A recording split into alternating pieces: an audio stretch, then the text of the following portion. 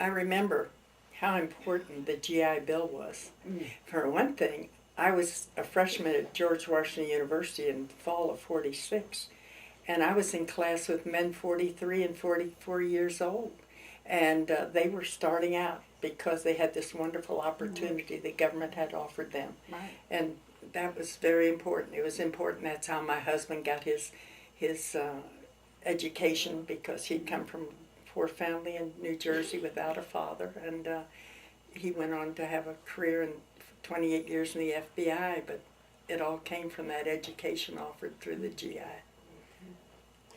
Yeah, I remember when they had the trying to give people work and build jobs, and I lived in D.C., so on the Anacostia Flats they had a camp, and the people had to work, and later, like the artists, you said, they put so many of them to work, and it gave people incentive to try to help themselves, so that was all good.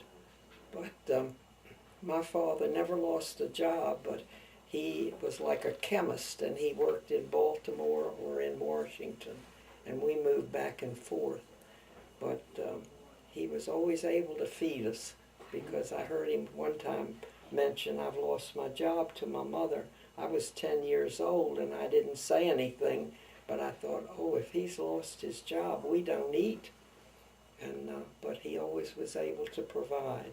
We had a home and good food, which was a big help. I have recollections of the hard times during Roosevelt's administration, when, as a child, I lived in St. Paul, Minnesota, on Summit Avenue, which is well known, and very nice homes there. And we even had a maid. But then there were people that came to our back door, always to the back door, and they were asking not for money, but for food.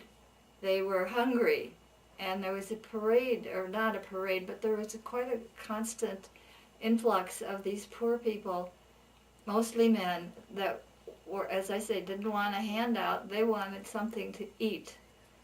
That was a very sad thing for me to see when I was, I guess, 11 or 12 years old.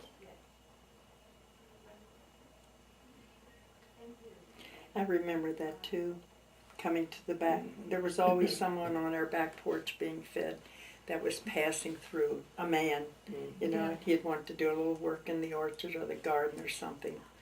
And but it was food that they were interested in. Yeah, I remember him selling an apple on the street corner. Mhm. If somebody would pay him a little money. And my mother-in-law had lived near a railroad, and of course a lot of them were going on the railroad, and they would get off the train, go and ask for food, and then they get back on the train and continue their journey to wherever they were going. But and my husband got his master's on the GI Bill after the Did he? war. Yep. And then went to the State Department and got into the Foreign Service, and we traveled That's all wonderful. over. That's wonderful. Yeah.